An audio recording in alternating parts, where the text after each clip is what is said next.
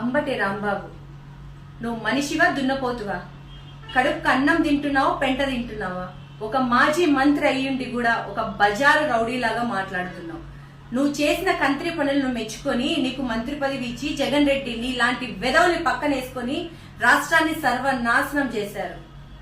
పేదవాడు తినే రేషన్ బియ్యం నుంచి తిరుమల వెంకన్న స్వామి ప్రసాదం వరకు కల్తీ కమిషన్ల పేరుతో రాష్ట్రాన్ని దోచుకున్నారు.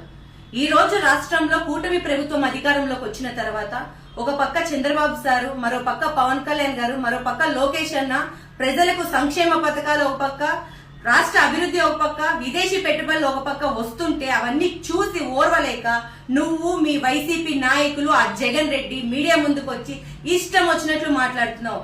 ఏం మాట్లాడుతున్నావయ్యా ప్రెస్ ముందర? మేము దైవ సమానులుగా పూజించే మా చంద్రబాబు గారి గురించి, వాళ్ళ తల్లి గారి గురించి కారు కూతలు కూస్తున్నావు. చెప్పు తెగేలాగా దేహశుద్ధి చేస్తాం. అంబటి రాంబాబు గుర్తు పెట్టుకో. తెలుగు మహిళలందరూ కూడా చీపులు తిరిగేసి బడిత పూజ చేస్తామని కూడా ఈ సందర్భంగా చెప్తున్నా. ఏం మాట్లాడుతున్నావు? ఇష్టం వచ్చినట్లు మాట్లాడుతున్నావు. నోటికి ఎంత వస్తే అంత మాట్లాడుతున్నావు. ఒళ్ళు బలిసి నాలుక మందమెక్కి మాట్లాడుతున్నావు. వెంటనే నువ్వు మాట్లాడిన కారు కూతలకు బాధ్యత వహిస్తూ చెంపలేసుకొని చంద్రబాబు సార్కి వాళ్ళ అమ్మగారికి క్షమాపణ చెప్పాలి. లేకపోతే తెలుగు మహిళలందరూ కూడా నువ్వు ఎక్కడ దాక్కున్నా వచ్చి చెప్పు తెగేలాగా కొట్టి బుద్ధి చెప్తామని కూడా ఈ సందర్భంగా చెప్తున్నా.